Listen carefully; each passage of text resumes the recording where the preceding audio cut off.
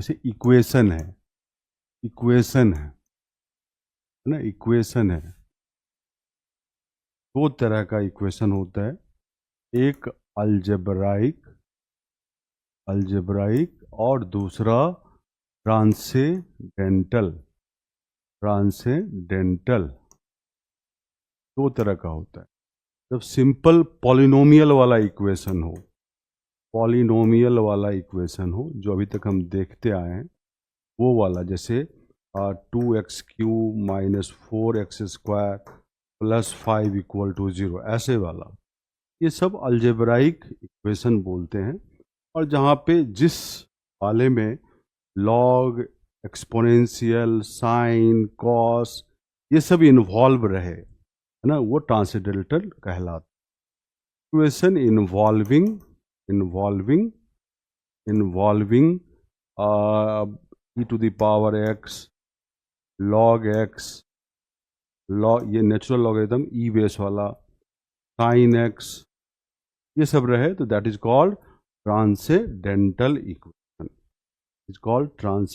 Equation, right.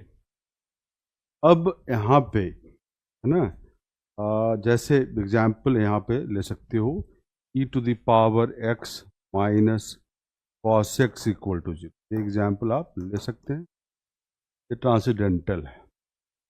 तो इस chapter में पढ़ने हम जा रहे हैं, देखो इसका तो रूट मान लो निकाल भी सकते, एग्जैक्ट रूट, लेकिन इसका रूट निकालना तो मुश्किल हो जाएगा, तो हम लोग अप्रॉक्सीमेट रूट निकालते हैं।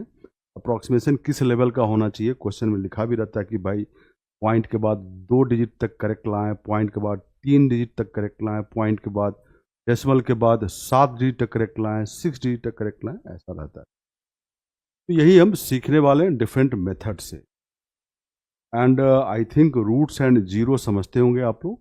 रूट्स और जीरो में अंतर होता है, रूट्स वर्सेस जीरोज, है ना। रूट्स जो होता है इक्वेशन का होता है, और जीरोज जो होता है दैट इज आप, ये वर्सेस है, इसमें कंफ्यूज मत हो जाना।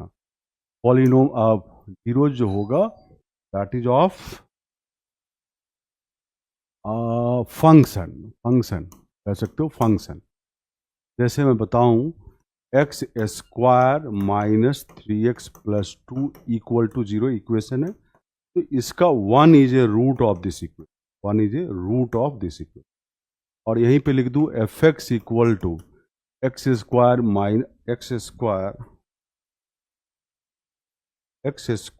Minus 3x plus 2, x² minus 3x plus 2। यहाँ पर f1 क्या आ जाता है, f1 0 आ जाता है ना। तो हम बोलते हैं 1 is a zero of fx, ठीक है, 1 is a zero of fx, ठीक है, 1 is a zero of fx, ठीक है, 1 is a zero of fx। एक थ्योरम काफ़ी यूज में आएगा इनिशियल रूट अप्रॉक्सीमेशन पता करने के लिए, that is called intermediate value theorem. Calculus में पढ़े होंगे इंटरमीडिएट वैल्यू थ्योरम। स्टेटमेंट से केवल मतलब है, मैं स्टेटमेंट लिख रहा हूँ। इंटरमीडिएट वैल्यू थ्योरम क्या है, मैं लिख रहा हूँ if fx is a real valued, if fx is a real valued, है ना, continuous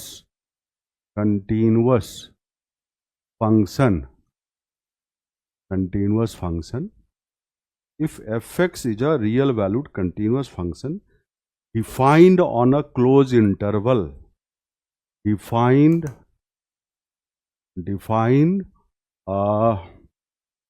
on a closed interval AB, defined on a closed interval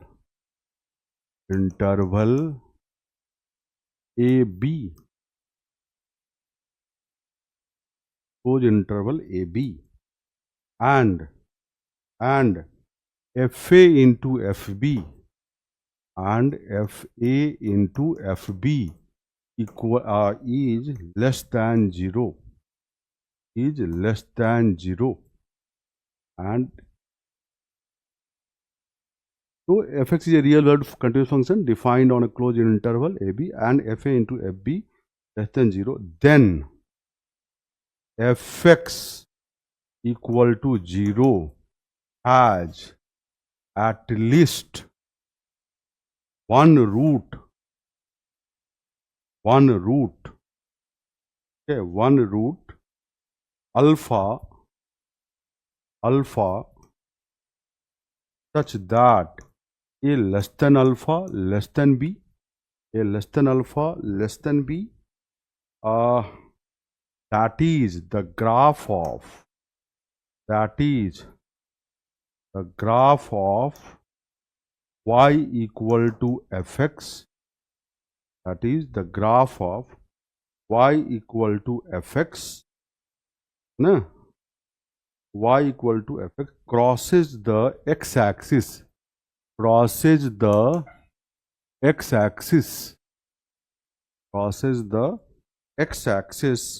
at least once, कम से कम एक बार।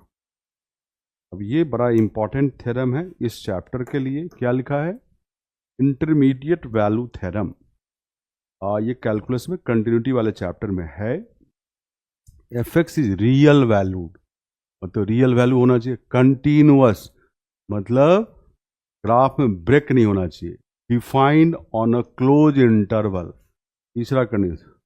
चौथा F A into F B less than 0, मतलब F A and F B का sign opposite होना चाहिए। देन ये जो इक्वेशन है F X equal to 0 has at least one root alpha such that alpha lies between A and B होगा। एक से ज्यादा भी हो सकता है root interval A B, open interval A B में। That is the graph of y equal to F x crosses the x axis at least one, कम से कम एक बार। इसको समझे ऐसे, जैसे वाई है ना, ये एक्स एक्सिस है, ये वाई एक्सिस। मान लो कुछ इस तरह का ग्राफ है ना, कुछ इस तरह ग्राफ है, तो ये पॉइंट है ए, ये पॉइंट है बी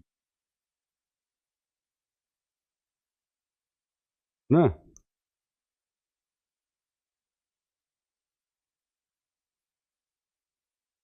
ठीक है, ऐसे कुछ है। ये ग्राफ किसका है? y equal to F X का ऑब्वियसली ग्राफ होगा।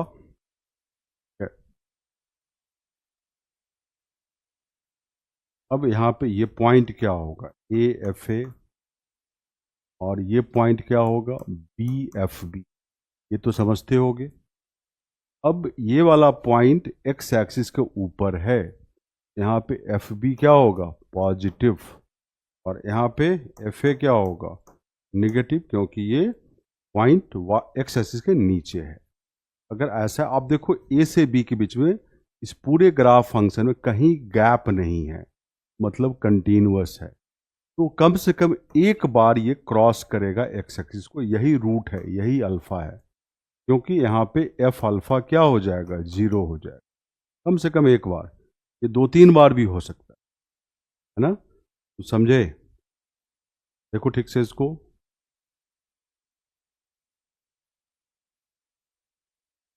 और यही बोलता है इंटरमीडिएट वैल्यू। ये उल्टा भी हो सकता है, ऐसे भी ग्राफ हो सकता है, उल्टा भी, ऐसे भी।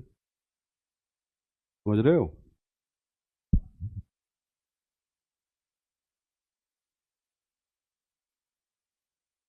ये ग्राफ उल्टा भी हो सकता है ना,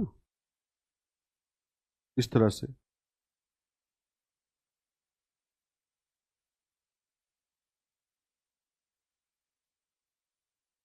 तो ये था हमारा इंटरमीडिएट वैल्यू थ्योरम। अब है न्यूमेरिकल मेथड या simply methods to solve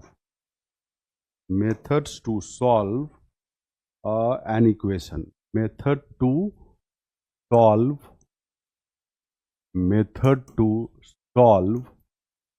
an equation.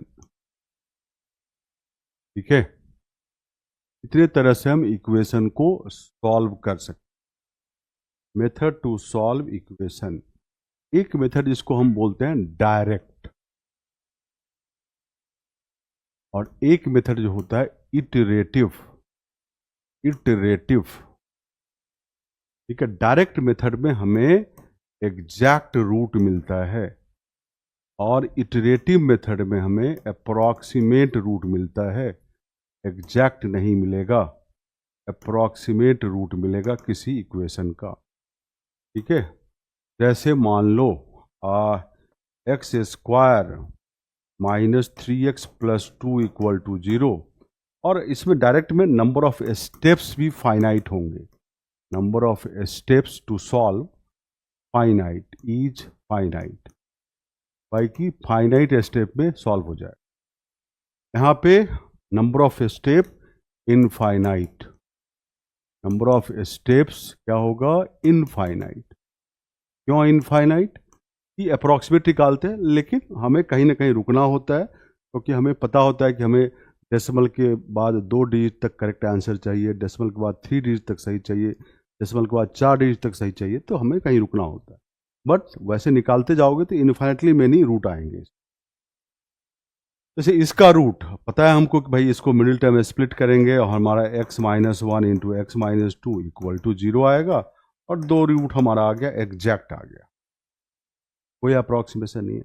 अब यहीं पे मैं बोल दूं e to the power x minus cos X equal to 0, अब इसका एग्जैक्ट नहीं आएगा, इसका अप्रॉक्सीमेट ही आएगा, यानी इसमें एग्जैक्ट क्या आएगा, नहीं आएगा, का अप्रॉक्सीमेट ही आएगा। ठीक है, अप्रॉक्सीमेट आएगा, समझ गए।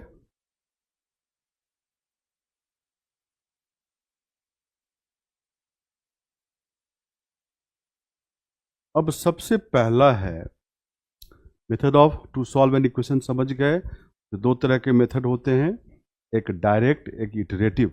हम लोग जो पढ़ने वाले हैं यहाँ पे इटरेटिव मेथड। क्या पढ़ने वाले हैं, इटरेटिव मेथड। उसी में bisection, regula falsi, secant, Newton Raphson, ये मेथड हमारा है ना। अब है हाउ टू गेट, हम इटरेटिव भी पढ़ने वाले हैं, how to get first approximation. How to get first approximation. First approximation, obviously approximation of a root. भाई इस इक्वेशन का अप्रॉक्सीमेटली ये रूट है, तो फर्स्ट अप्रॉक्सीमेशन कैसे पता करो? तो पहले तो या तो क्वेश्चन में दिया रहता है कि आप यहां से शुरू करें, यहां से शुरू करें, ये लेके शुरू करें, ये इंटरवल लेके शुरू करें, ये क्वेश्चन में दिया रहता है। बहुत बार नहीं भी दिया रहे तो क्या करेंगे, तो हमारा एक तो इंटरमीडिएट वैल्यू थ्योरम काम में आ जाता है। इंटरमीडिएट से पता चल जाता है ना कि भाई इस इंटरवल में कम से कम एक रूट तो है। तो अब जो बता रहे हैं हम यहाँ पे, एक तरीका है इसका, 2 तरीका है जानने का। एक है ग्राफिकल मेथड।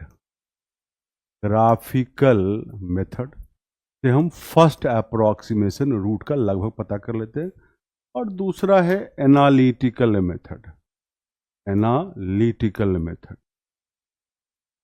ठीक है, एनालिटिकल मेथड। अब ग्राफिकल मेथड समझो, ग्राफिकल मेथड समझो। ग्राफिकल मेथड हम समझते हैं क्या है, ये 11th 12th में भी देखे होंगे। ग्राफिकल मेथड समझते हैं, सिंपल वाला ग्राफ है, सिंपल वाला ग्राफ है। अब जैसे सिंपल वाला है कि साइन एक्स या साइन 2x इक्वल टू 0 के कौन कौन से रूट होंगे, या साइन x इक्वल टू 0 के कौन कौन से रूट होंगे, इसको सॉल्व कर लो, ग्राफ से पता कर सकते हो। बिना सॉल्व किए पता करना है तो जैसे मैंने यहाँ पर सिंपल अभी लेते हैं, साइन एक्स इक्वल टू 0 ही लेते हैं। तो तुम्हें पता है साइन एक्स का ग्राफ क्या होता है, साइन एक्स का ग्राफ क्या होता है बताओ। साइन एक्स का ग्राफ हम लोग बनाते हैं, ये एक्स, और साइन 0 0 होता है, ये 1 मान लो, ये -1 मान लो ना, -1 मान लो। साइन 0 0 मान लो ये π/2 है, ये पाई है, ऐसे करके। तो साइन 0 0, बट साइन π/2 1 है ना, और साइन पाई भी हमारा 0 होता है। ठीक है, और फिर आगे साइन 3π/2 क्या होगा, -1। थोड़ा आगे बढ़ाते हैं, साइन 3π/2 और यहाँ पे 2π लेते हैं। तो साइन 3π/2 हम ग्राफ को बढ़ाते हैं इधर, और -1, और फिर यहाँ 2π पे जाके 0 हो जाएगा। यह है ना, ये ग्राफ है। अब तुमसे बोला जाए ग्राफ देख के कि भाई π/2 से लेके 3π/2 में कहाँ पे रूट है, दिख गया ना हमें कि पाई पे रूट है। क्या है, पाई पे रूट है। पाई रूट हुआ बिकॉज साइन पाई हमारा 0 होता है। यहाँ तो एग्जैक्ट पता चल जा रहा है, एग्जैक्ट ही पता चल जा रहा है। फिर बोला जाए कि भाई पाई से 2π के बीच में कौन सा रूट है, तो कोई भी रूट नहीं है अगर ओपन इंटरवल लेते हो, नहीं तो एंड पॉइंट पे रूट है। ये सिंपल वाला हुआ है ना, सिंपल वाला ग्राफ जो हमें पता है, ग्राफ जो हमें पता है ग्राफ। और मान लो थोड़ा सा कॉम्प्लेक्स अगर आ जाए, जैसे मान लो कॉम्प्लेक्स ये आया, तो सिंपल वाला आया। अब जैसे कॉम्प्लेक्स वाला ना, क्योंकि इस तरह के भी ग्राफ बन जाएंगे। मान लो कि कुछ ऐसा ग्राफ बना, हमें पता है, ये एग्जैक्ट हमें नहीं पता है, बट इस इंटरवल में ये रूट हो सकता है। अप्रोक्सीमेटली तो निकाल ही सकते हो क्या है ये। अब थोड़ा सा टिपिकल वाला जैसे ये एग्जाम्पल, टिपिकल एग्जाम्पल देखो, जो सिंपल नहीं है, नॉट सिंपल। अब जैसे तुम्हें बोला जाए कि बताओ कि x log x to the power 10 - 1 equal to 0। अब इसका एक रूट अप्रॉक्सीमेट करना है, तो कैसे करेंगे। अब तो ग्राफ बनाना मुश्किल है वैसे, तो इसको करने के लिए दैट इज हम बता रहे हैं log x 10 equal to 1/x। दो ग्राफ बनाओ, एक बनाओ y equal to log x की बेस 10 का, एक बनाओ y इक्वल टू 1/x। ये तो बना सकते हो, तो बना सकते हो ना, अगर log y का ग्राफ पता है तो बना सकते हैं। x y, अब देखो log 1 क्या होता है, 0। यहाँ पर कहीं 1 लगा लो, log 1 क्या होगा, 0 है ना। तो और 1 से नीचे लाओगे, मतलब हाफ करते हो, और निगेटिव आएगा इसका वैल्यू 1 से जैसे ही नीचे जाएगा। तो ऐसा ये ग्राफ बनता है लॉग का, तो ये 1 है, ऐसा बनता है ना, ये नीचे कैरी होगा। और y इक्वल टू 1/x का ग्राफ बनाओगे तो कुछ ऐसा बनेगा।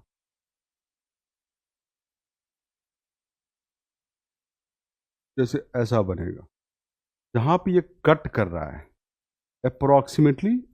अप्रोक्सीमेट रूट हम वो ले सकते हैं, और ये कट करीब लगभग, ग्राफ बनाओगे तो तुम्हें पता चल जाएगा क्या है। तो तुम्हें दिखेगा कि भाई 2.5 के पास है, तो फर्स्ट अप्रोक्सीमेशन ये हम ले सकते हैं। ठीक है, जस्ट ग्राफ इलस्ट्रेटिव है, ऐसा नहीं एग्जैक्ट ग्राफ है ये। आप स्केल से बना सकते हो, आपको पता, स्केल से बनाओगे तो पता चल जाएगा, क्योंकि y इक्वल टू 1/x का भी आप बनाओगे ग्राफ, तो कैसे बनाओगे। हमें तो ग्राफ का शेप पता है कि भाई रेक्टेंगुलर हाइपरबोला शेप तो पता है, तो यहाँ पर x लिखोगे, y लिखोगे, अब x हाफ लोगे, फिर 1 लोगे, फिर 1/2 लोगे, यहाँ y की वैल्यू तो पता चल जाता है। समझ रहे हो क्या कर रहा हूँ मैं। इस तरह ये सॉल्व होगा।